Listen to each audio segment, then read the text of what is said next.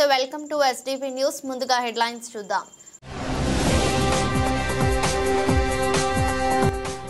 తిరుపతి తొక్కిసలాట ప్రాంతాన్ని పరిశీలించిన ముఖ్యమంత్రి చంద్రబాబు నాయుడు కలెక్టర్ ఎస్పీ పై అలాగే టీటీడీ అధికారులపై తీవ్ర ఆగ్రహం వ్యక్తం చేసిన ముఖ్యమంత్రి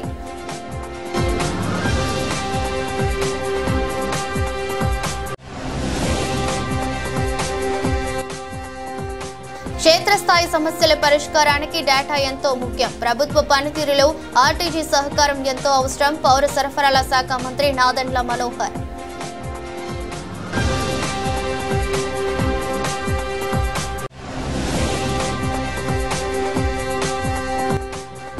టీటీడీ విజిలెన్స్ అధికారుల నిర్లక్ష్యం వల్లే తొక్కిసలాట జరిగింది ప్రభుత్వ బాధ్యత రాహిత్యానికి ఇది నిదర్శనమన్న మాజీ మంత్రి ఆర్కే రోజా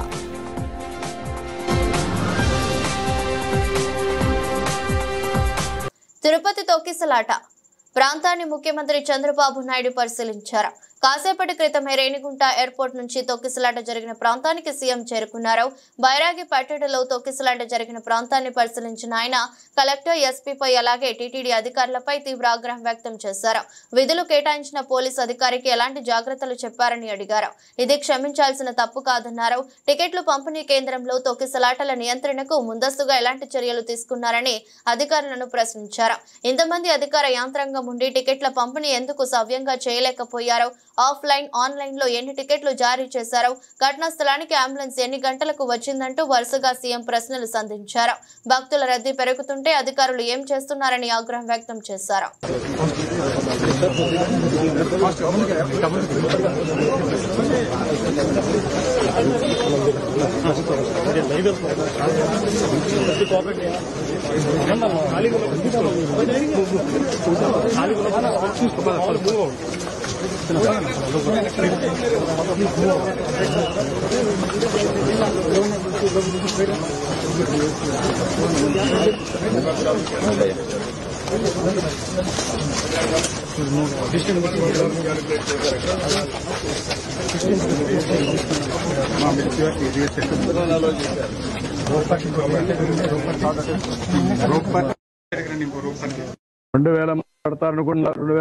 encourage చేశారు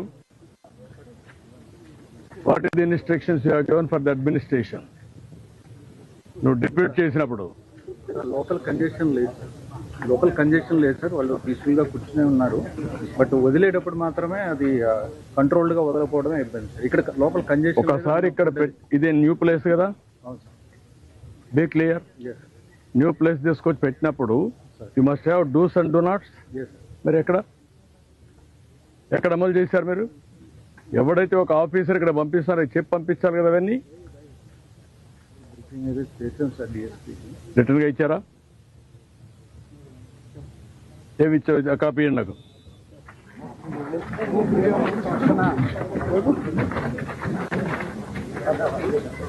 రాష్ట్రంలో చేనేతల దుస్థితిని కేంద్ర మంత్రి దృష్టికి తీసుకురావడం జరిగిందని మంత్రి స్పందించి నేతన్నలకు 10 క్లస్టర్లు దాకా అందిస్తామని చెప్పారని మంత్రి సవిత చెప్పారు జీఎస్టీ ముద్ర లోన్స్ జీవిత బీమా తదితర అంశాలను చేనేతలు తమకు తెలియజేయడం జరిగిందని సమస్యలను ముఖ్యమంత్రి చంద్రబాబు కేంద్ర మంత్రి దృష్టికి తీసుకెళ్లడం జరిగిందన్నారు పెండింగ్ లో ఉన్న 5 కోట్ల రూపాయలను రాష్ట్ర ప్రభుత్వం విడుదల చేయడం ఆమె చెప్పారు నగరంలోని ఏ కన్వెన్షన్ సెంటర్ లో ఏర్పాటు చేసిన హ్యాండ్లూమ్ మార్కెటింగ్ ఎక్స్పో 2024-25ను మంత్రి సవిత లాంఛనంగా ప్రారంభించారు ఈ సందర్భంగా మాట్లాడుతూ నేతన్నలకు రాష్ట్ర ప్రభుత్వం అండగా ఉంటుందని నేతన్నలు నేసిన వస్త్రాలను ధరించాలని విజ్ఞప్తి చేశారు నేతన్నలకు కావాల్సిన సబ్సిడీలు సదుపాయాలను తమ ప్రభుత్వం అందిస్తుందని 365 రోజులు నేతన్నలకు పని కల్పిస్తుండటమే చంద్రబాబు లోకేష్ల ముఖ్య ఉద్దేశమన్నారు లోని వివిధ ప్రాంతాల్లోనే నెలకి ఒక ఎగ్జిబిషన్ చొప్పున నిర్వహిస్తామన్నారు చంద్రబాబు సారథ్యంలో చేనేతకు స్వర్ణయుగం రావాలని తెలిపారు గత ప్రభుత్వం నిర్లక్ష్యం కారణంగా చేనేతలు దారుణమైన పరిస్థితుల్లో ఉన్నారని పలు చోట్ల చేనేతన్నలు ఆత్మహత్యలకు పాల్పడ్డారని ఆమె ఆవేదన వ్యక్తం చేశారు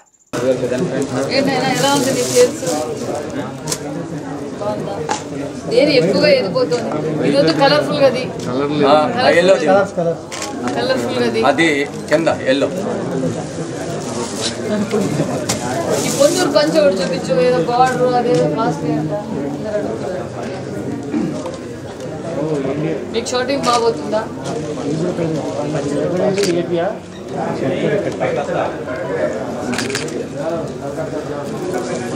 ఈ బోర్డర్ ఉంటుందండి ఎంత ఇవ్వచ్చు 4,000 దీంట్లో ఒక్కొక్క రకం ఉంటుందా ఇది 4,000 12,000 for handloom and textiles and welfare from government of Andhra Pradesh. As we are conducting here Nishay Handloom Marketing Expo 2024-25 at A Plus Convention Center.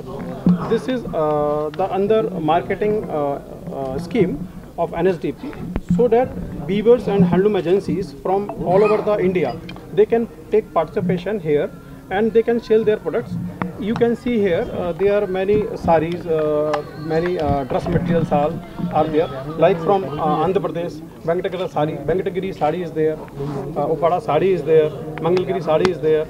So the event, the main objective is that to give the platform to handloom weavers and handloom agencies, so that they can sell their product with exclusive products, like from UP you can find from Banarsi sari is there, from Rajasthan Kota Doria sari is there, from Madhya Pradesh Chanderi sari is there. So there are many different saris are there, and approx 49 participants from all over India, they have participated from many other states also. Uttar Pradesh, Maharashtra, Pathani sari from Maharashtra, Rajasthan and Madhya Pradesh, Uttar Pradesh. So there are we are going to start some more trainings for the weavers in weaving, dyeing, designing. There are different areas, as well as we are also implementing many handloom schemes, Mudra scheme and HSS scheme, Hathkarga Samudra Sahayata, under which our office provide weavers to looms, accessories, jacquards, only on the basis of 10% share of cost of these items. 90% has been given by Government of India. Thank you. Thank you.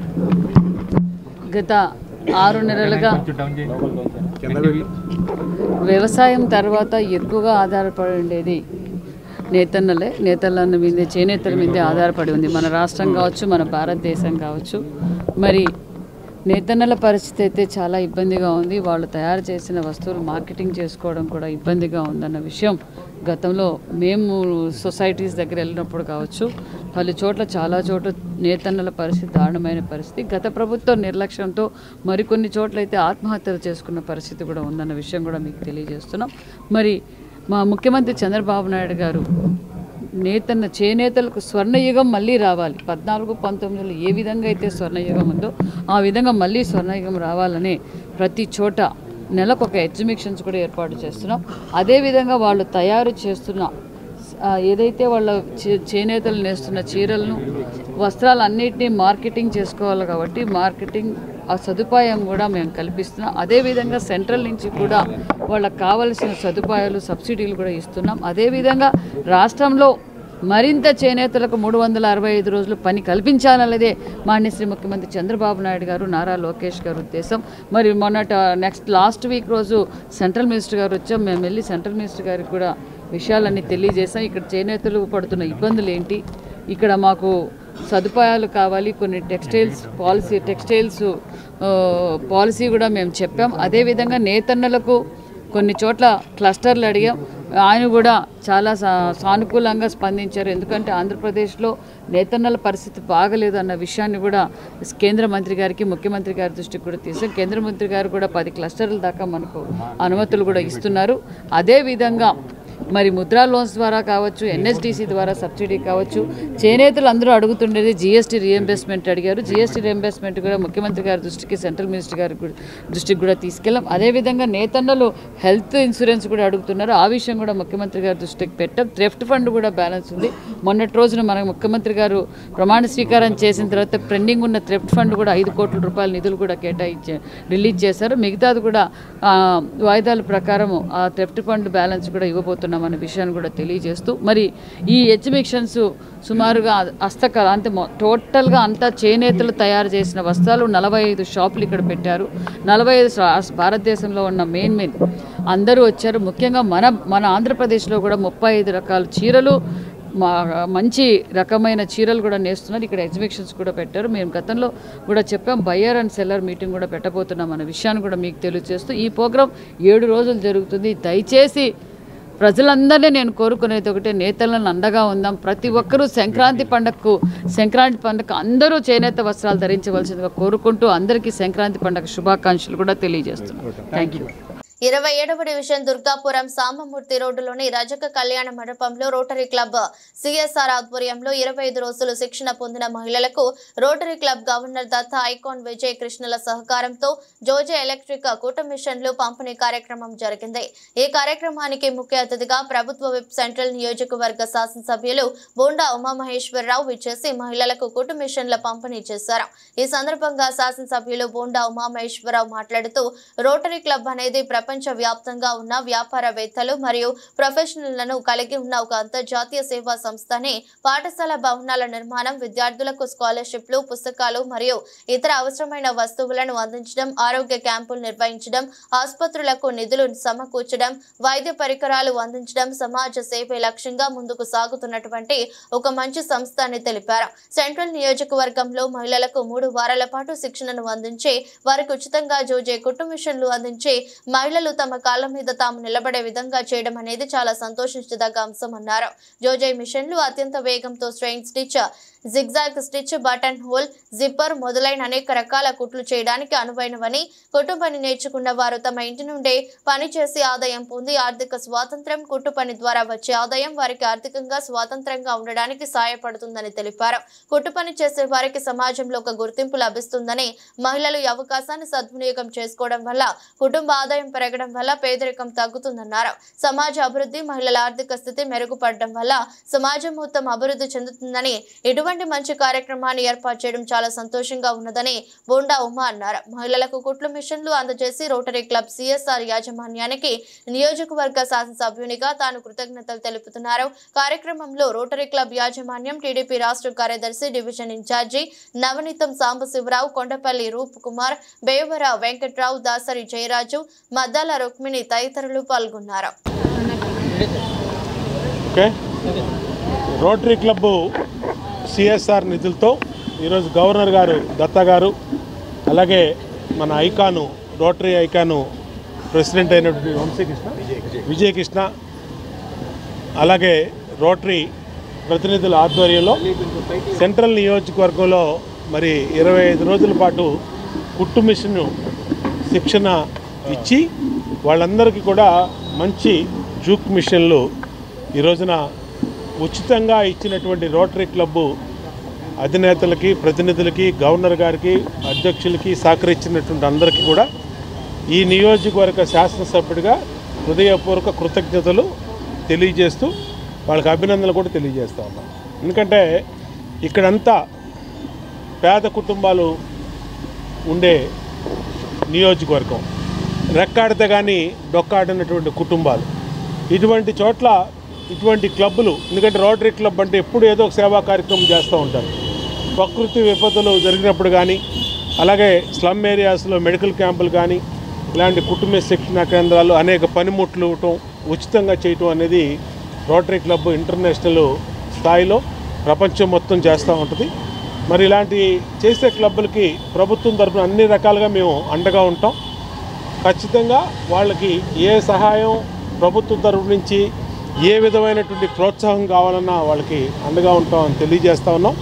ఈరోజు 25 మంది మహిళలకి, మా చెల్లెలకి ఇక్కడ కుట్టు మిషన్లు ఉచితంగా ఇచ్చినందుకు మరొకసారి వారిని అభినందిస్తూ రాబోయే రోజుల్లో కూడా ఇలాంటి సేవా కార్యక్రమాలు మరిన్ని చేయాలని ఈ నియోజకవర్గ శాసనసభ్యుడిగా వారికి విజ్ఞప్తి చేస్తూ ధన్యవాదాలు తెలియజేస్తాం. అందరికీ నమస్కారం అండి. నా పేరు రావూరి వెంకట సుబ్బారావు, దత్తా అంటారు. నేను రోటరీ డిస్ట్రిక్ట్ 30-20 అంటే విజయవాడ నుంచి శ్రీకాకుళం దాకా ఉన్న మా ఏరియా అంతా కూడా రోటరీ డిస్ట్రిక్ట్ 30-20 అంటాం. దానికి పూర్వ గవర్నర్ నేను, లాస్ట్ ఇయర్ గవర్నర్ని. మాకు సిఎస్ఆర్ ఫండ్స్ కోల్ ఇండియా వాళ్ళ తరపు నుంచి మాకు ఒక 2 కోట్లు లాస్ట్ ఇయర్ రావడం జరిగింది. దాని నుంచి 800 మందికి ఇలా నిరుపేదలైన ఉమెన్కి ఎవరైతే ఈ మరి కుట్టు మిషన్ల మీద జీవనోపాధి జరుపుకుంటారో వారికి మేము ట్రైనింగ్ ఇచ్చి 14 రోజుల పాటు వాళ్ళకి కుట్టు మిషన్ ఇవ్వడం జరిగింది. ఒక్కొక్క మిషన్ ట్రైనింగ్ అంతా కలిపి ఒక్కొక్కటి 25,000 రూపాయలు, 800 కుట్టు మిషన్లు ఇక్కడి నుంచి మేము శ్రీకాకుళం దాకా కూడా డిస్ట్రిబ్యూట్ చేసుకుంటూ వెళ్తూ ఉన్నాము. దానిలో భాగంగా ఈరోజు ఒక 10 కుట్టు మిషన్లు విజయవాడ సెంట్రల్ నియోజకవర్గంలో శాసనసభ్యుడు మన ఎమ్మెల్యే గారు బోండమ్మ గారి ఆధ్వర్యంలో వారి యొక్క నియోజకవర్గంలో మనం ఈరోజు ఇవ్వడం జరిగింది. ఈ కార్యక్రమంలో ఈ కార్యక్రమం సూపర్విజన్ కూడా మాకేంటంటే ఆంధ్రప్రదేశ్ గవర్నమెంట్ CSR వింగ్ అని ఉంది, స్మార్ట్ ఆంధ్రప్రదేశ్ ఫౌండేషన్, దాని CEO శివశంకర్ గారు ఉన్నారు. వారు కూడా ఈ మానిటర్ చేస్తూ ఉంటారు మేము చేసే కార్యక్రమాలన్నింటినీ కూడా. సో వారు కూడా వస్తున్నారు కాసేపట్లో. సో ఈ విధంగా మేము ఈ మొత్తం డిస్ట్రిక్ట్ అంతా కూడా 800 కుట్టు మిషన్లు కోల్ ఇండియాకి ధన్యవాదాలు చెప్పుకుంటున్నామండి ఈ విషయంలో కూడా. Thank you very much. ఈరోజు Rotary club of Vijayawada CSR group ఆధ్వర్యంలో మన ప్రీతమ నేత బొండా ఉమామహేశ్వర గారు అభ్యర్థన మేరకు రోటరీ క్లబ్ నుంచి సుమారు 25 మందికి కుట్టు మిషన్ల పంపిణీ కార్యక్రమం మా డివిజన్లో జరగడం డివిజన్ అధ్యక్షుడిగా నేను చాలా ఆనందపడుతున్నాను. అలాగే రాబోయే కాలంలో కూడా రోటరీ క్లబ్ నుంచి మరిన్ని ఇటువంటి సేవా కార్యక్రమాలు చేయాలని కోరుకుంటూ సెలవు తీసుకున్నాను. ప్రధానమంత్రి వైజాగ్ పర్యటనలో ముగ్గురు కలిసి మోదీ వద్ద చెక్కభజన చేశారే తప్ప రాష్ట్ర ప్రజల ఆకాంక్షలను అభివృద్ధిని పూర్తిగా గాలికి వదిలేశారని CPM పోలిట్ బ్యూరో సభ్యులు BV రాఘవులు తనదైన శైలిలో చురకలంటించారు. మెటల్ స్టీల్ ప్లాంట్ గురించి ముఖ్యమంత్రి చంద్రబాబు నాయుడు మాట్లాడారు తప్ప సాధించుకున్న విశాఖ స్టీల్ ప్లాంట్ పై ఎందుకు నోరు మెదపలేదని ప్రశ్నించారు. ప్రాజెక్టు కారణంగా నష్టపోతున్న మత్స్యకారుల గురించి కూడా కూటమి ప్రభుత్వం పెద్దలు మాట్లాడకపోవడం చాలా దారుణమని మండిపడ్డారు. నగరంలోని MPK భవనంలో ఏర్పాటు చేసిన విలేకరుల సమావేశంలో రాఘవులు మాట్లాడుతూ నిర్వాసితులు సమస్య పరిష్కారం చేయకపోతే ప్రాజెక్టుకు వ్యతిరేకంగా CPM పోరాటం చేస్తుందని హెచ్చరించారు. నక్కపల్లి దగ్గర ఉండే బాల్కా డ్రాగ్ ప్రాజెక్టు నిర్వాసితులకు న్యాయం చేయలేదని ఆరోపించారు. 780 కుటుంబాలకు న్యాయం చేయలేదని, మరోవైపు 2000 కుటుంబాలకు నష్టపరిహారం ఇవ్వలేదని మండిపడ్డారు. తిరుపతి ఘటనలో చనిపోయిన కుటుంబాలకు CPM ప్రగాఢ సానుభూతి తెలియజేస్తుందని చెప్పారు.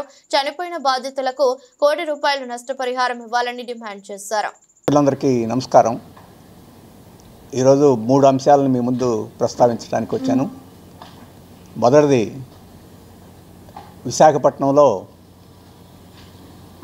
ప్రధానమంత్రి మోడీ గారు, రాష్ట్ర ముఖ్యమంత్రి చంద్రబాబు గారు, ఉప ముఖ్యమంత్రి పవన్ కళ్యాణ్ గారు ఒక బహిరంగ సభ జరిపారు. 2.808 లక్షల కోట్ల విలువైన ప్రాజెక్టులకి శంకుస్థాపన వర్చువల్గా అక్కడ చేశారు. ఆ సందర్భంలో ఒక సభ జరిపారు. ఆ సభలో పరస్పరం ఈ ముగ్గురు భజన చేసుకోవడం తప్ప ఈ రాష్ట్ర ప్రజలు ఎదుర్కొంటున్న ముఖ్యమైన సమస్యలు, వారు ఆకాంక్షిస్తున్న ప్రధానమైన అంశాల గురించి ప్రస్తావన చేయలేదు. వీరు వారిని పొగడడం, వారు వీరిని పొగడటమే మొత్తం సరిపోయింది. ఈ పొగట్టల కోసం అయితే 1,00,000 మందిని సమీకరించి విశాఖపట్నంలో సభ పెట్టి చెప్పుకోవాల్సిన అవసరం లేదు.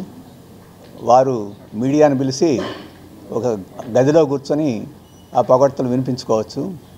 కానీ ఇంత పెద్ద కార్యక్రమం చేస్తే రాష్ట్ర ప్రజలు, విశాఖపట్నం ప్రజలు ఎంతో ఎదురు చూసిన స్టీల్ ప్లాంట్ గురించి ఒక్క ముక్క కూడా ప్రస్తావించలేదు. వారి ఉపన్యాసాల్లో మిట్టల్ గారి స్టీల్ ప్లాంట్ గురించి మాట్లాడారు చంద్రబాబు గారు. దానికి ఇనప ఖనిజాన్ని పైప్ లైన్ ద్వారా మళ్లించడానికి మోడీ గారు అంగీకరించారని ఆయన్ని ప్రశంసించారు. ఆయనకి మిట్టల్ స్టీల్ పరిశ్రమకు అవసరమైన అనుమతులన్నింటినీ వెంటనే శాంక్షన్ చేసినందుకు ధన్యవాదాలు తెలియజేశారు. ఆ రకంగా మిట్టల్ గారి మీద ఉన్న ప్రేమ,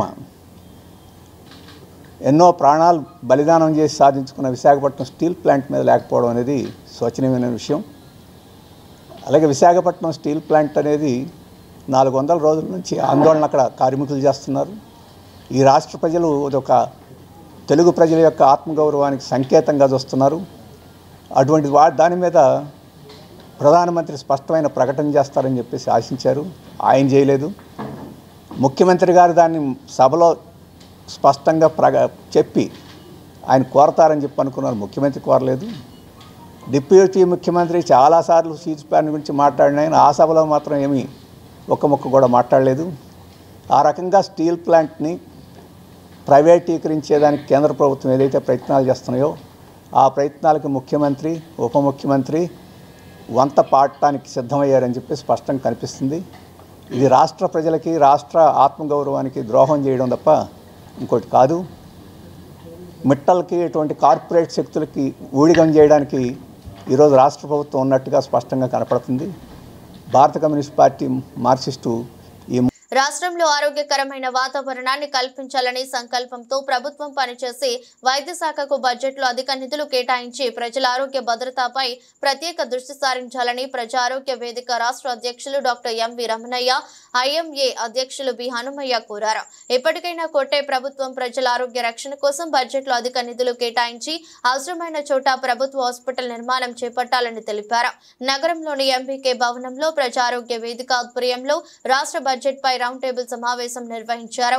ఈ రౌండ్ టేబుల్ సమావేశంలో పలు స్వచ్ఛంద సంస్థలు, వాళ్ళు రాజకీయ పార్టీల నాయకులు, పలువురు వైద్యులు పెద్ద ఎత్తున పాల్గొని ప్రజలకు అవసరమైన వైద్య సేవలు అందించేందుకే బడ్జెట్లో అధిక నిధులు కేటాయించాలని ప్రభుత్వాన్ని విజ్ఞప్తి చేశారు.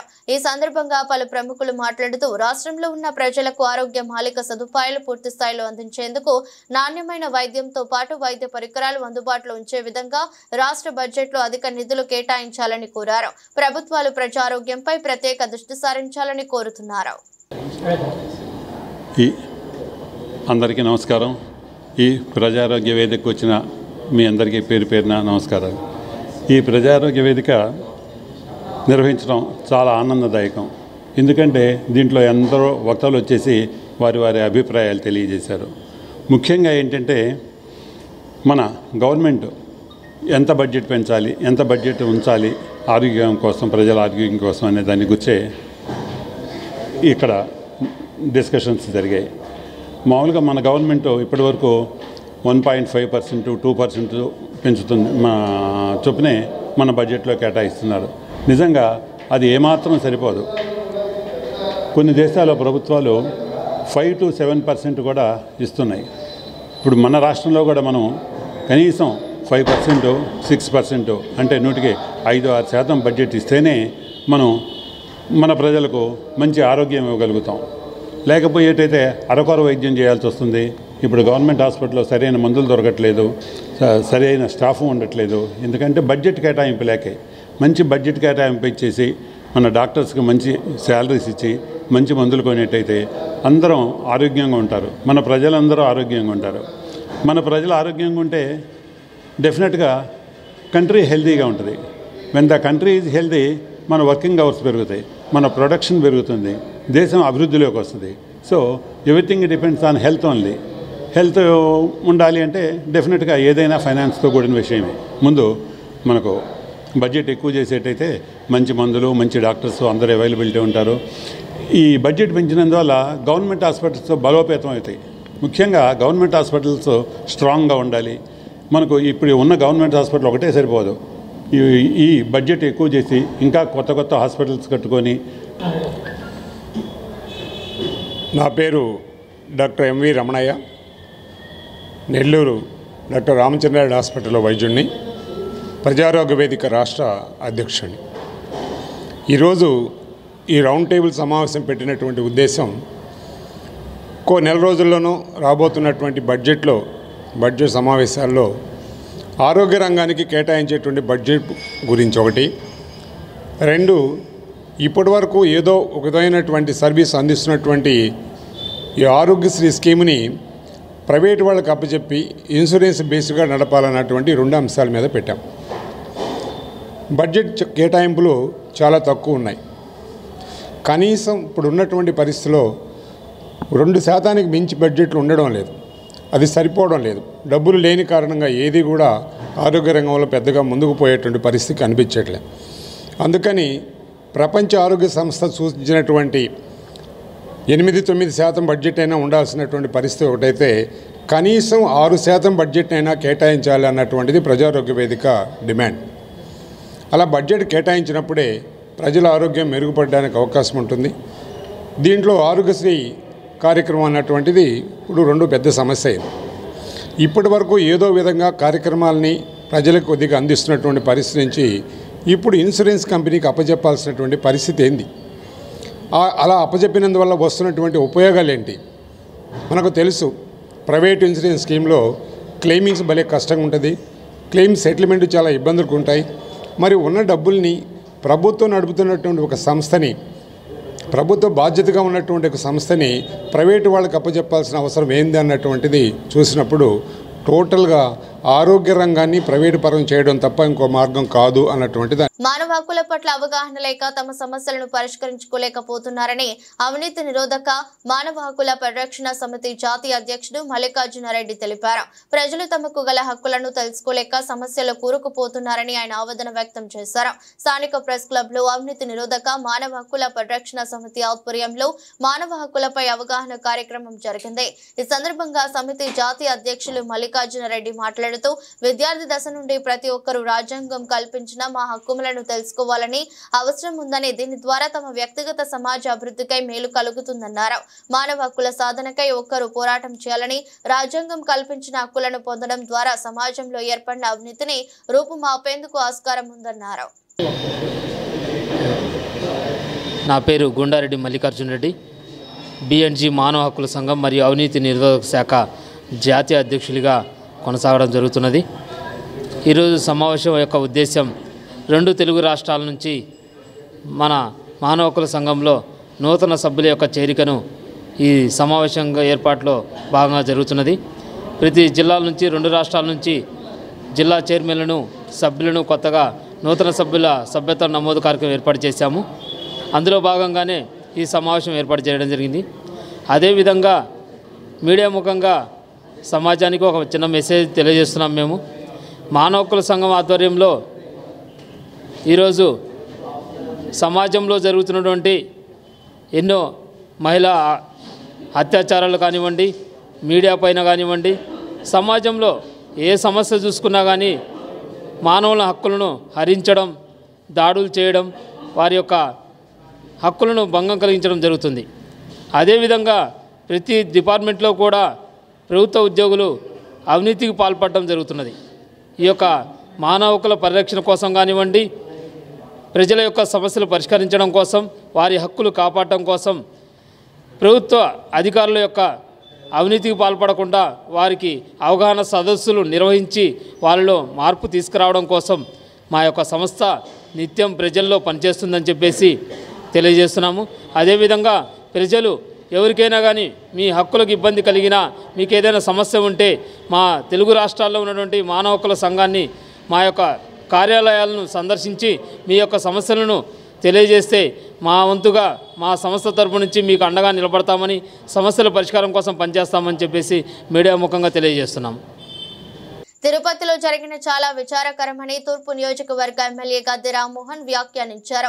ఘటనలో 6 మృతి చెందడం ఎంతో బాధాకరమని వేదన వ్యక్తం చేశారు. ప్రభుత్వం మృతుల కుటుంబాలకు క్షతగాత్రులకు అండగా ఉంటుందని స్పష్టం చేశారు. అశోక్ నగర్ లోని తూర్పు నియోజకవర్గ శాసనసభ్యుని కార్యాలయంలో ముఖ్యమంత్రి సాయనిధి చెక్కులు పంపిణీ కార్యక్రమం జరిగింది. ఈ కార్యక్రమానికి ఎమ్మెల్యే గద్దె రామ్మోహన్ ముఖ్య అతిథిగా పాల్గొని లబ్ధిదారులకు చెక్కులను అందజేశారు. ఈ సందర్భంగా మాట్లాడుతూ ముఖ్యమంత్రి చంద్రబాబు నాయకత్వం రాష్ట్రం అభివృద్ధి పదంలో ముందుకు దూసుకుపోతుందని తెలిపారు. తిరుపతిలో జరిగిన చాలా విచారకరమన్నారు. ఘటనలో 6 మృతి చెందడం ఎంతో బాధాకరమని ఆవేదన వ్యక్తం చేశారు. ప్రభుత్వం మృతుల కుటుంబాలకు క్షతగాత్రులకు అండగా ఉంటుందని స్పష్టం చేశారు. తిరుపతిలో నిన్న జరిగిన సంఘటన చాలా విచారకరం. 6 మరణం చెందడం, కొంతమంది గాయపడటం జరిగింది. చాలా దురదృష్టకరం. తిరుపతి మీద ఈ 5 నెలల్లో చేసిన మార్పులు, అసంఖ్యాకంగా పెరిగిన భక్తులు, మీరు అక్కడ వెళ్ళిన వాళ్ళందరూ కూడా చక్కటి భోజనం పెడతా ఉన్నారు, చక్కటి పలహారం, తిరుపతి లడ్డు చక్కటి నాణ్యత ఇస్తూ ఉన్నారని చెప్పి మీరు రోజు రోజుకి కూడా భక్తుల సంఖ్య విపరీతంగా పెరిగి రోజువారీ వచ్చే దేవుడి ఆదాయం కూడా గణనీయంగా పెరగటం ఇక్కడ మనం గమనించుకోవాల్సింది. ఆ గవర్నమెంట్లో జగన్మోహన్ రెడ్డి గారి గవర్నమెంట్లో ఎప్పుడు కూడా 2 కోట్లు 2.5 కోట్లు ఉంది. ఈ రోజున 3,70,00,000 నుంచి 4,50,00,000 వరకు కూడా యావరేజ్గా పెరుగుతూ వచ్చింది. దాన్ని బట్టి మనకు అర్థమవుతుంది. మరి ఆ రోజునున్న భక్తులు వేసిన కానుకలకి ఇప్పుడు కానుకలు ఎందుకు అంత డిఫరెన్స్ వచ్చిందంటే 2 కారణాలు. ఒకటి, జనాలు భక్తులు పెరగటం అవ్వాలా, లేకపోతే వచ్చిన డబ్బుల్లో ఆ గవర్నమెంట్లో మిస్యూజ్ అన్నవి ఉండాలి. సో మిస్యూజ్ జోలు బాగుంది, కానీ మరి గణనీయంగా పెట్టడం, చక్కటి భోజనం పెడుతున్నారని చెప్పి వెళ్ళిన వాళ్ళందరూ కూడా చెబుతున్నారు ఎంతో రుచికరమైన భోజనం, వేడివేడి భోజనం పెడతా ఉన్నారు. ఆ అన్నం కానీ లేకపోతే కూరలు కానీ కూడా ఎంతో శ్రేష్టంగా ఉన్నాయని కూడా చెప్తున్నారు. సో ఏదైనా కూడా ఈ సంఘటన దురదృష్టి. ఈరోజు నారా చంద్రబాబు నాయుడు గారు అన్ని ప్రోగ్రామ్స్ కూడా క్యాన్సిల్ చేసుకుని అక్కడికి వెళ్ళటం, రాత్రి రెవెన్యూ మినిస్టర్ గారిని, మళ్ళీ ఎండోమెంట్ మినిస్టర్ గారిని, మెడికల్ వైద్య మినిస్టర్ గారిని ముగ్గురు కూడా పంపించి వాళ్ళందరికీ ఉన్న వాళ్ళకి సపరీలు చేయడానికి వీళ్ళందరూ కూడా పంపించడం జరిగింది. అంటే క్రైసిస్ ఇవి నిరంతరం వచ్చే క్రైసిస్. ఆ క్రైసిస్లో దాని మేనేజ్మెంట్ చేసే దానిలో ముఖ్యమంత్రి గారు చూపించే చొరవ మనం అభినందించాలి. ఏదైనా కూడా మరొకసారి మరణించిన కుటుంబాలకి మరణించిన కుటుంబాలన్నిటికీ కూడా ఆత్మస్థైర్యంతో ఉండాలని ప్రభుత్వం మీకు అండగా ఉంటుందని కూడా తెలియజేస్తూ మరణించిన వారికి సంతాపం ప్రకటిస్తూ సెలవు. తూర్పు నియోజకవర్గ శాసనసభ్యుడు గద్దేర్ రామ్మోహన్ గారి కార్యాలయంలో 5గురికి సీఎం రిలీఫ్ ఫండ్ చెక్కులు పంపిణీ చేయడం జరిగింది. గత 5 ఏళ్లలో వైసీపీ ప్రభుత్వంలో మా తూర్పు నియోజకవర్గంలో 5గురికి కూడా చెక్కులు ఇచ్చిన పాపాన లేదు. ఈ రోజున మా ప్రభుత్వం వచ్చి 6 నెలలు తిరగకముందే దాదాపు 100 చెక్కులు ఇచ్చాం.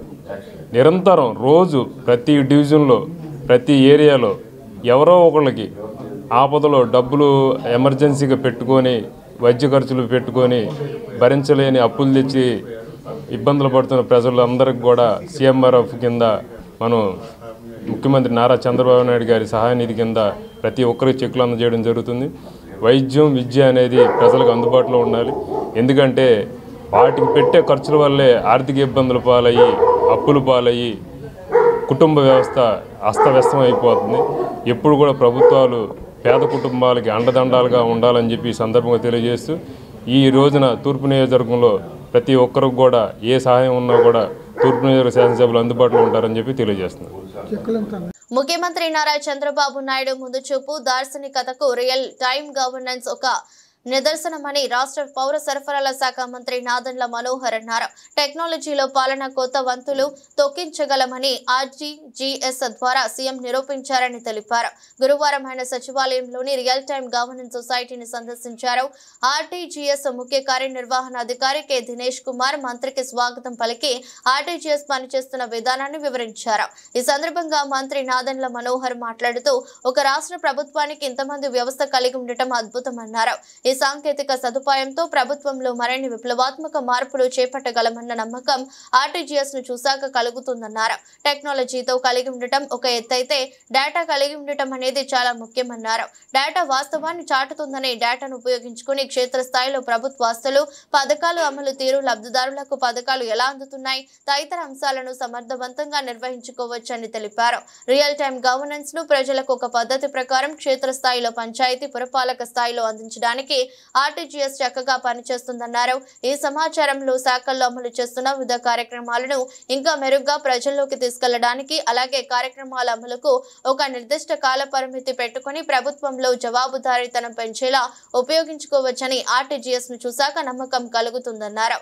ప్రభుత్వ కార్యక్రమాలను ప్రజల్లోకి తీసుకెళ్లడానికి సాంకేతిక సహకారం అందించడంలో అద్భుతంగా పనిచేస్తున్న ఆర్టీజీఎస్ సీఈఓ, ఆ సంస్థ అధికారులు, సిబ్బందిని ఆయన అభినందించారు.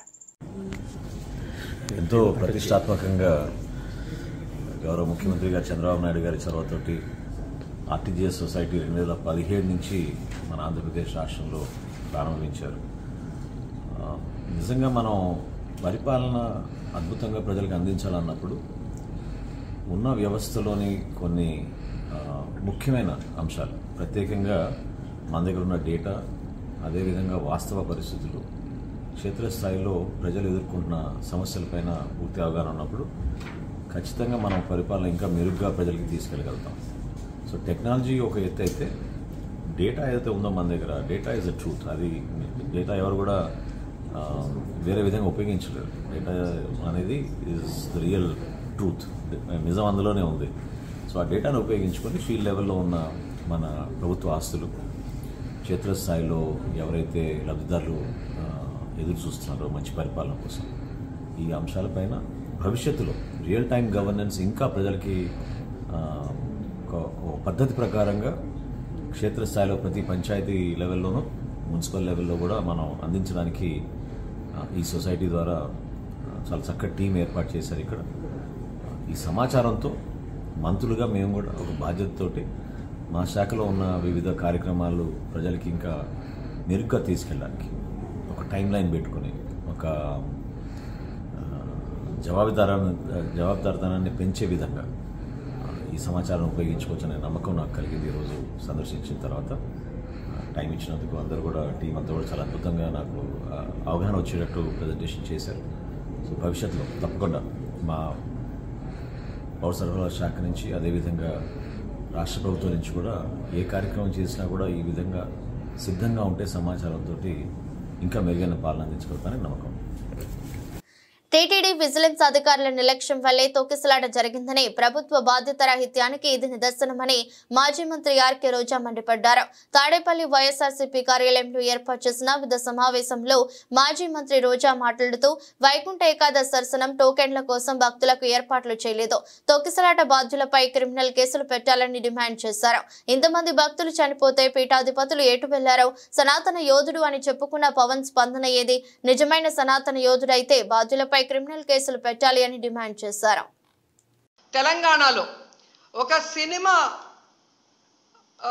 ఫ్యాన్ షోకి అల్లు అర్జున్ గారు వస్తే ఆయనకి సంబంధం లేకుండా తోపులాట జరిగినప్పుడు అక్కడ ఒక మహిళ చనిపోతే అల్లు అర్జున్ గారి మీద 105 బిఎన్ఎస్ పెట్టడం జరిగింది. మరి అలాంటప్పుడు ఇక్కడ ప్రతి సంవత్సరం లక్షలాది మంది వస్తారని తెలిసి వాళ్ళకి సేఫ్టీ కల్పించి వాళ్ళకి అన్ని సౌకర్యాలు అందించి వాళ్ళకి టికెట్లు ఇవ్వడానికి క్యూలో ఏర్పాట్లు చేయాల్సిన బాధ్యత ఉన్న చంద్రబాబు నాయుడు గారి నుంచి టీటీడీ చైర్మన్ పాలక మండలి నుంచి కింద స్థాయి ఎస్పీ వరకు మరి అందరూ బాధ్యత వహించాలి కదా. కానీ ఈరోజు ఎంత దురదృష్టం అంటే ఇది పద్మావతి పార్క్లో 5 మంది చనిపోయిన ఆ ప్లేస్లో జరిగిన ఎఫ్ఐఆర్. దీంట్లో 105 పెట్టాల్సింది వీళ్ళు 194 బిఎన్ఎస్ఎస్ పెట్టారు. అలాగే విష్ణు నివాసం దగ్గర ఒకరు చనిపోయారు, దానికి కూడా 105 పెట్టాల్సింది 194 బిఎన్ఎస్ఎస్ పెట్టారు. అంటే ఇది ప్రమాదవశాత్తు జరిగింది, ఏదో జారి పడిపోయి తొక్కిసలాట జరిగింది, దీంట్లో ఎవరు కూడా కావాలని చేయలేదు, మాకెవరికి దీంట్లో సంబంధం లేదు అని చేతులు కడిగేసే కార్యక్రమం చేస్తున్నారు.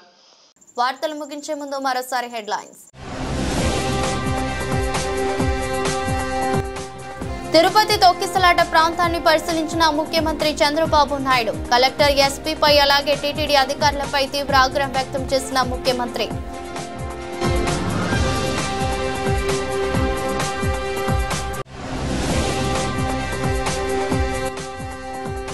క్షేత్రస్థాయి సమస్యల పరిష్కారానికి డేటా ఎంతో ముఖ్యం, ప్రభుత్వ పనితీరులో ఆర్టీజీ సహకారం ఎంతో అవసరం, పౌర సరఫరాల శాఖ మంత్రి నాదెండ్ల మనోహర్.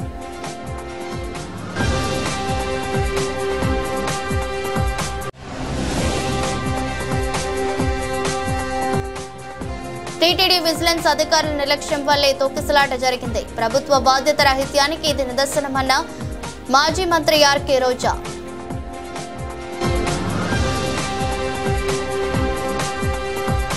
ఇది రోజు బులెటిన్. మరో బులెటిన్లో మళ్ళీ కలుద్దాం. అంతవరకు సెలవు. నమస్కారం.